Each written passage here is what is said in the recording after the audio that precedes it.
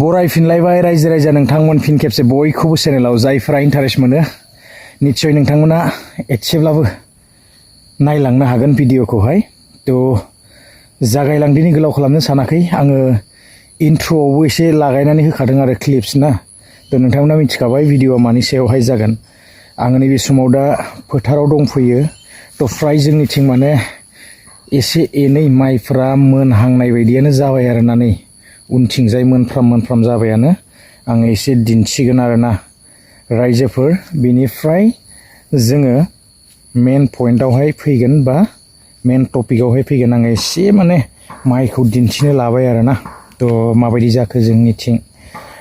आरो नोंथांमोनथिंबो मोनबायबा एसे कमेन्ट्स खालामहरदो सोरना मोनखो ना तो आं एसे माइखौ दिन्थिनि आरोना जोंनिथिंजाय माने एसे मोनफ्राम जाबायानो माइफ्रा नै फ्राय ओंखारनायाथ' ओंखारजोबखाबाय आरो नै ओंखारै गैला आरोना दा माइफ्रा बिराद बरिया जादों नायदो नै गाज्रि नङा आरोना ओरैबायदि मोजां नै गंग्लाय दंजोबो थ' रायजोफोर आङो मोनफैबाय दा नै फोथारावहाय माइफ्रा माने ओंखारबाय आरोना नै बेनो आरो उनथिंजायना नैबे नुनाया मार मोजां नुखायो आरोना नायलाय ओरैबायदि बरिया जादों माइया आयौ फाग्लासो माने एकदम मोजाङै थाजोबा बिसा खारग'आ आरोना बे बिराद बरिया 20 मना खारग'आ बियो बिराद मोजां जाखादों नैबे माने आंनिमोन आरोना नैबे नै बिराद बरिया एसे दिन्थिबाय आङो एसे नायनानै लानि दा मबेथिं मा जादों जुदि बिदि जाजोबदोंबा गासिबो थ' 20 मना खारग'आ आरोना बियो दिन्थिलांगासिनो जा समायनाखा ओरैबायदि मोजांखा लोगोफोर नायदो नै मोजां नुयो आरोना बिराद समायना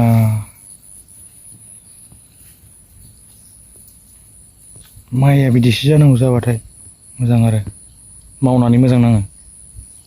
जोंनियाव माने बेखिनियाव गाज्रि जाया दिनै माइफोरा माबायदि मोजां जादों बेहाय माने एसे दै मोनबाय थायो थ' बिराद दैनि अभाब गैया आरो इमान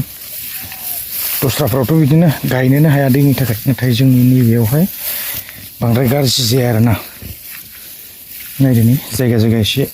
गाज्रि जादों माने नरम जादों आरोना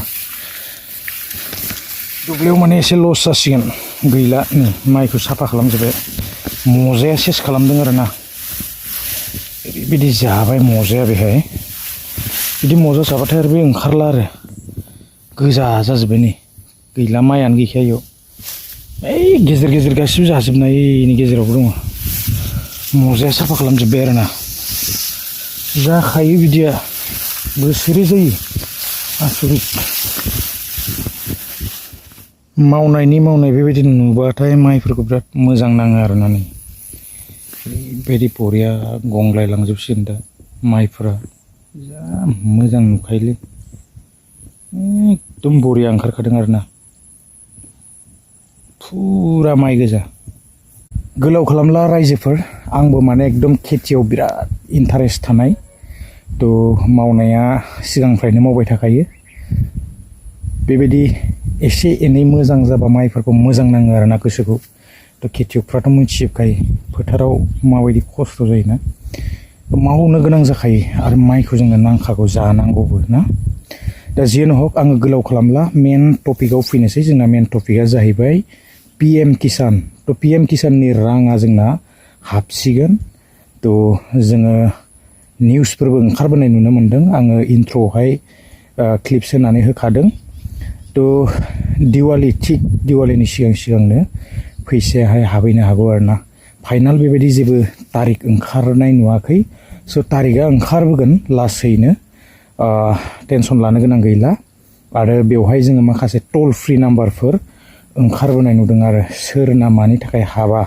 थ' बे हेल्पलाइनावहाय जोङो कल खालामनानैबो नायनो हायो आरो फैसाफ्रा मानि थाखाय सोरनाबा माने हाबाना बेखौ माने एसे जोङो सोंहरनो हायो आरोना बेबायदि माखासे जोङो हेल्पलाइनफोरबो जोङो फोसावनाय नुनो मोन्दों आरो दा जियानो हक गोलाव खालामनो सानाखै भिडिअआ बेसेखिनियानोमोन जोङो नेनानै थादो 2000 रांखौ आरो मोननो थांगासिनो जायफ्रा मोनबाय थाखायो थ' मोनगोन जेबो EKYC होनो गोनां गैया जोंहा खनसे होयोब्लानो बियो थाखायो आरोना सिगाङाव जायफ्रा EKYC खालामबाय आरो खालामबाय थानो गोनांथि गैया जायफोरना मोनबाय थानाय थ' मोनबायानो थाखागोन रायजोफोर गोलाव खालामला भिडिअआ बेसेखिनियानोमोन आङो फोथारावसो दङ दा आंबो थांबाय थादिनि आरोना एसे फोथाराव माइ नायबाय दिनैहाय थ' बिदिब्ला नेक्स्ट भिडिअ लोगो मोनगोन गोजोन्थों बाय একাউণ্টত পুনে পুনে সোমাব 21 নং কিস্তিৰ ধন 4 ৰাজ্যৰ কৃষকে ইতিমধ্যে বানপানীৰ বাবে লাভ কৰিছে PM কিষাণৰ ধন আৰু অসমকে ধৰি কেইবাখনো ৰাজ্যৰ কৃষকে এতিয়া পাব লগা আছে আৰু প্ৰকাশ পাইছে আঁচনিৰ হিতাধিকাৰীৰ তালিকা ডিবিটিৰ জৰিয়তে ডাইৰেক্ট বেংক ট্ৰান্সফাৰৰ জৰিয়তে কৃষকৰ একাউণ্টত এই ধন প্ৰেৰণ কৰা হ'ব যিসকল কৃষকে KYC সম্পন্ন কৰিছে নো ইউৰ কাষ্টমাৰ সেই বেংকৰ নথিপত্ৰ সম্পন্ন কৰিছে তেওঁলোকৰ একাউণ্টত ধন সোমাব অসমৰ প্ৰায় 18 লাখৰো অধিক কৃষকে এই ধন লাভ কৰিব অতি সহজেই তালিকাত আপোনাৰ নাম চাব পাৰিব 21 নং কিস্তিৰ ধনৰ বাবে আপোনাৰ নাম তালিকাত আছে নে নাই চাব পাৰিব pmkisan.gov.in এই বিশেষ ৱেবছাইটত গৈ আপোনালোকে ক্লিক কৰি সকলো চাব পাৰিব ৱেবছাইটত ক্লিক কৰি জিলা ব্লক গাঁও এইসমূহ আপোনালোকে টাইপ কৰক ইয়াৰ পিছত গেট ৰিপৰ্ট অপশ্যনত আপোনালোকে ক্লিক কৰক তেতিয়া আপোনাৰ নাম আপুনি বিচাৰিব পাৰিব জিলা গাঁও ব্লক এইসমূহ সকলো তথ্য আপোনালোকে pm.gov.in pmkisan.gov.in এই বিশেষ ৱেবছাইটত চাব পাৰিব 155261 এই নম্বৰত আপোনালোকে অভিযোগ দিব পাৰিব হেল্পলাইন নম্বৰ মুকলি কৰা হৈছে যিসকলৰ একাউণ্টত ধন নোসোমায় সেইসকলে কিদৰে অভিযোগ দিব পাৰিব বা আপোনালোকে যদি নাম বিচাৰি নাপায় 20 নং কিস্তিৰ বাবে আপোনালোকৰ নাম সন্নিবিষ্ট হৈ আছে ধন লাভ কৰিছিল কিন্তু 21 নং কিস্তি নতুন যেতিয়া আপোনালোকে যি তালিকা আহিছে সেই তালিকাত যদি আপোনাৰ নাম নাথাকে তেন্তে আপুনি লগে লগে অভিযোগ দিব পাৰিব 21 নং কিস্তিৰ ধন পুনে পুনে একাউণ্টত সোমাব